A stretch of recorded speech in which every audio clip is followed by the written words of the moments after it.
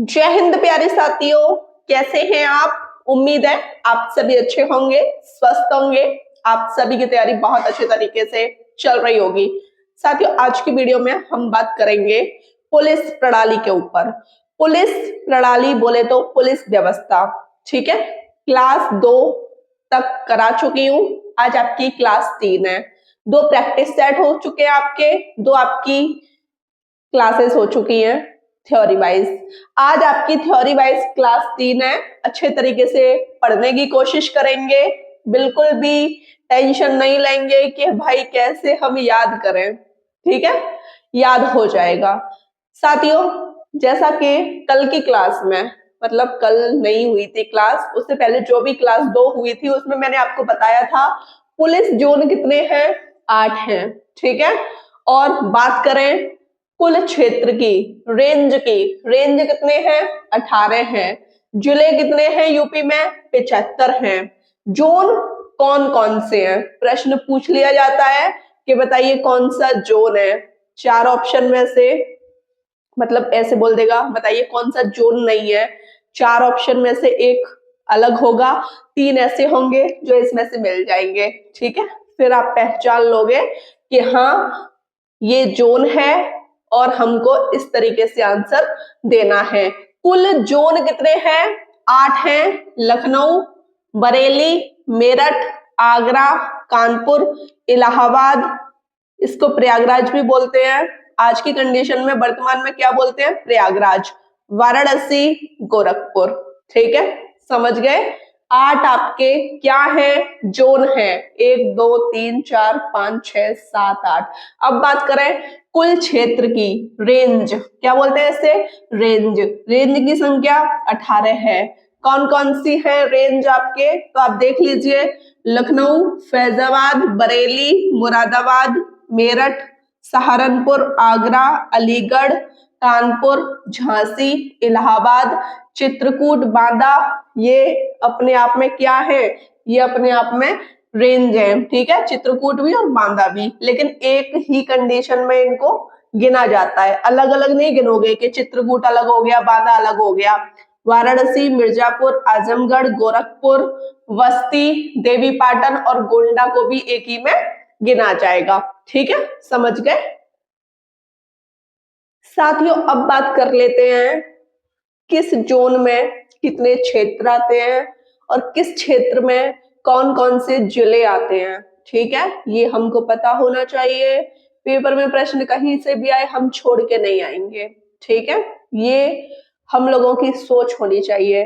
तो साथियों, आप देख लीजिए, सबसे पहले लिखा है मैंने जोन कितने हैं, 8 हैं, ठीक है।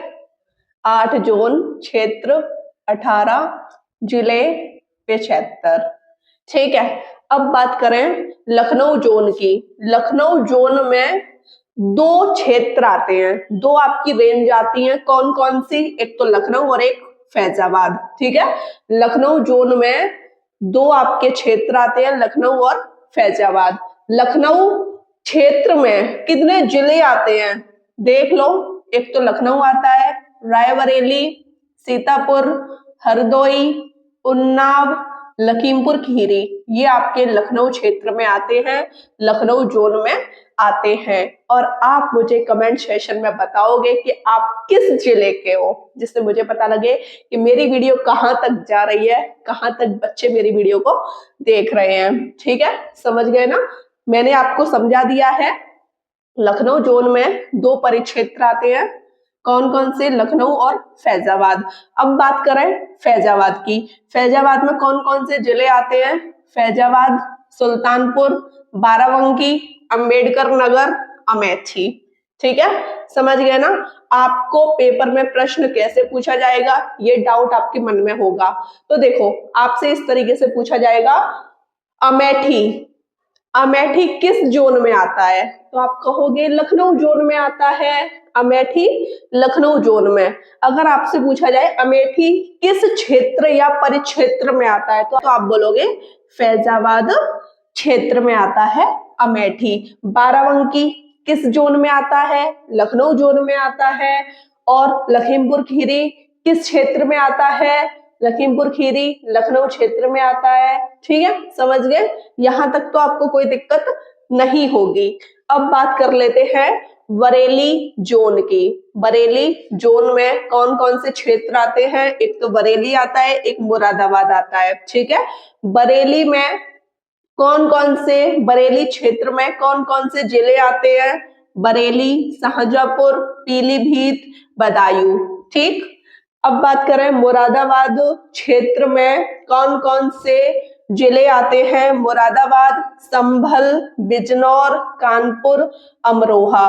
पेपर में प्रश्न पूछा जाएगा, बताइए बताइए संभल किस क्षेत्र में आता है? तो आप कहोगे संभल मुरादाबाद क्षेत्र में आता है। संभल किस जोन में आता है? बरेली जोन में आता है। ठीक साथियों, आपका अगला जोन है इलाहाबाद जोन। इलाहाबाद जोन में इलाहाबाद क्षेत्र और चित्रकूट बांदा क्षेत्र आते हैं। चित्रकूट बांदा क्षेत्र और इलाहाबाद क्षेत्र आपके किस में आते हैं? ये आपके रेंज में आते हैं, क्षेत्र में आते हैं। किस जोन में? इलाहाबाद जोन में इलाहाबाद और चित्रकूट बांदा क्षेत्र आते हैं। इलाहाबाद क्षेत्र में इलाहाबाद, कौशाम्बी, प्रतापगढ़, फतेहपुर जिले आते हैं। ठीक है, चित्रकूट और बांदा में चित्रकूट, हमीरपुर, बांदा, महोबा जिले आते हैं। ठीक, समझ रहे हो मेरी बात को?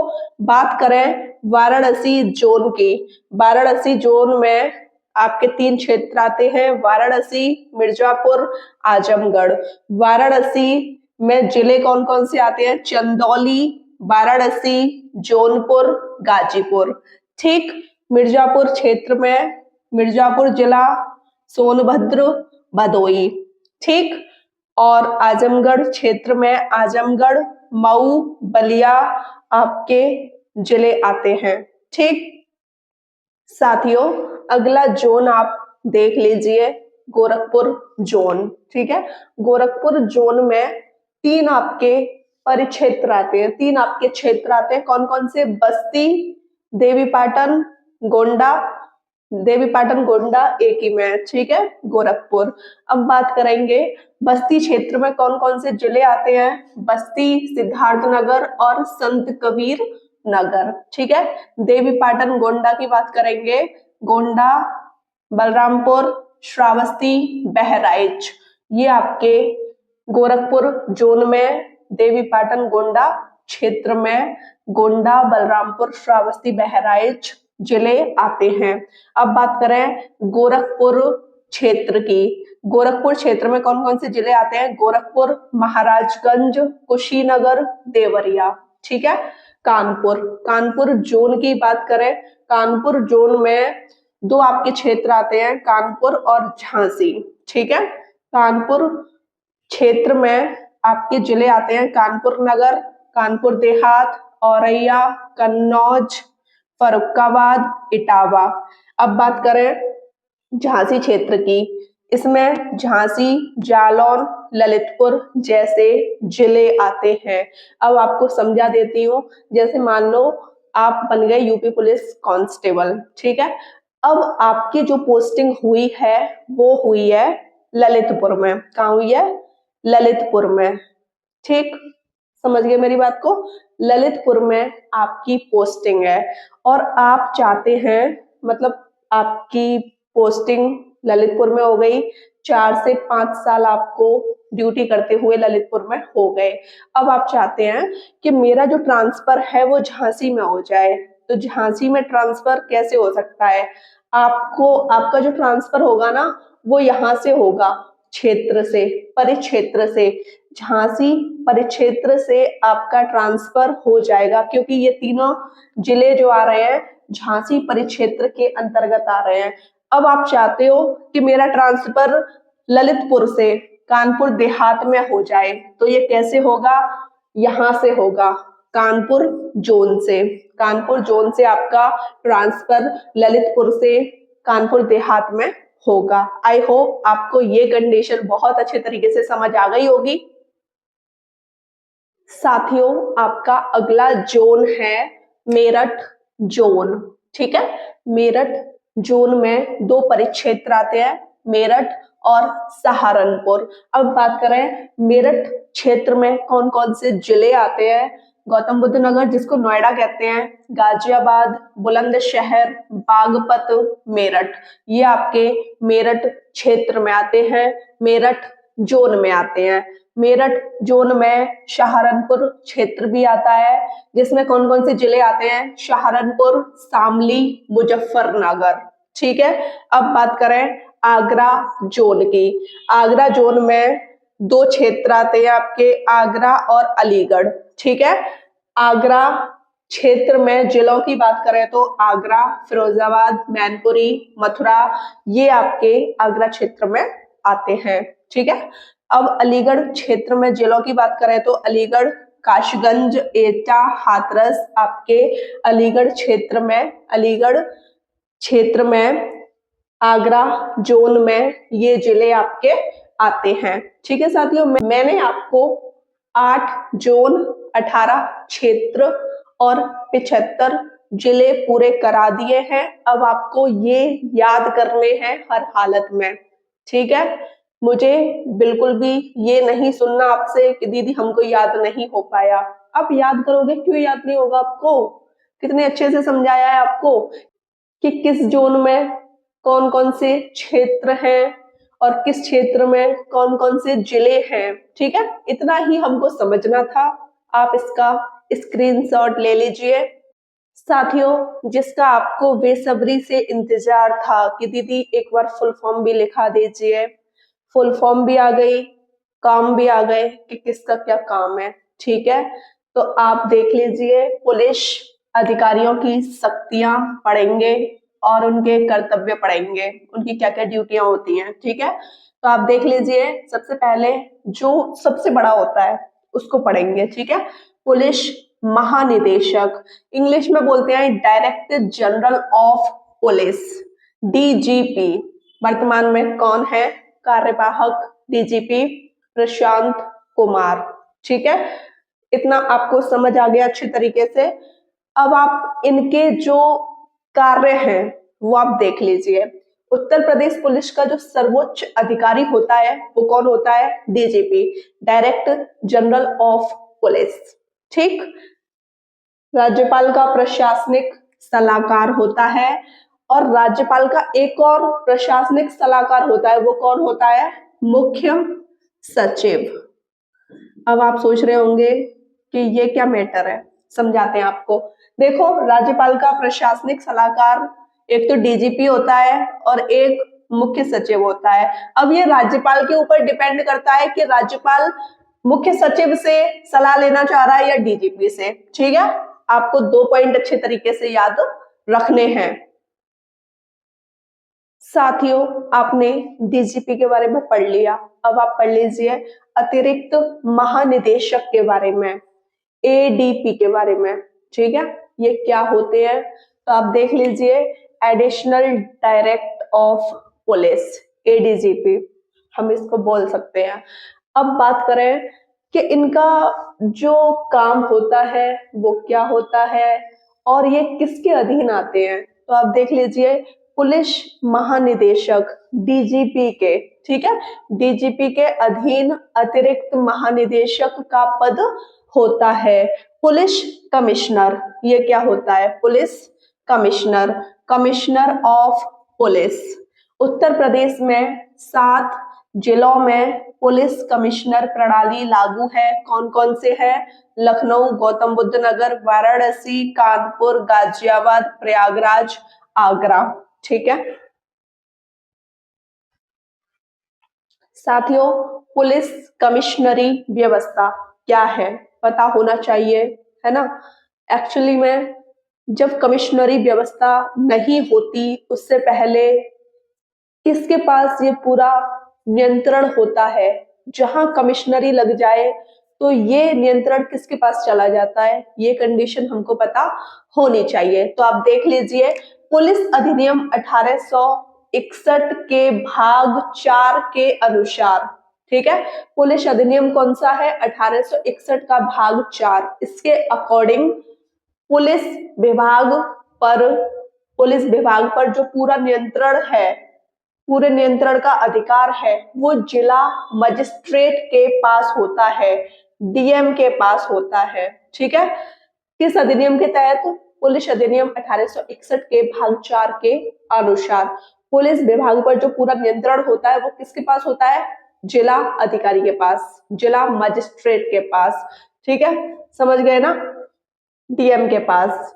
परंतु जिन शहरों में पुलिस कमिश्नरी व्यवस्था लागू हो गई है, हो जाती है, जिन शहरों में पुलिस कमिश्नरी व्यवस्था लागू हो गई है, 7 जिले हैं जिनमें पुलिस कमिश्नरी व्यवस्था लागू हो गई है। ठीक है, 7 कौन कौन से हैं? लखनऊ, गौतम बुद्ध नगर जिसको नोएडा भी कहते हैं, कानपुर, वाराणसी, गाजियाबाद, प्रयागराज, आगरा।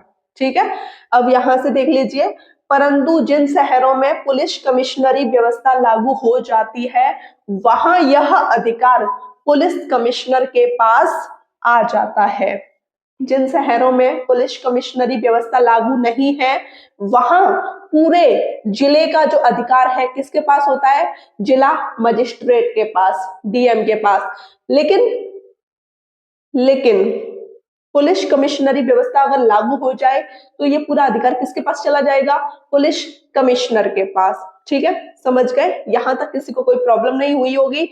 अब बात करते हैं पहले चरण में। पहले चरण में लखनऊ, गौतम बुद्ध नगर को 13 जनवरी 2020 में पुलिस कमिश्नरी व्यवस्था में शामिल किया गया। दूसरे चरण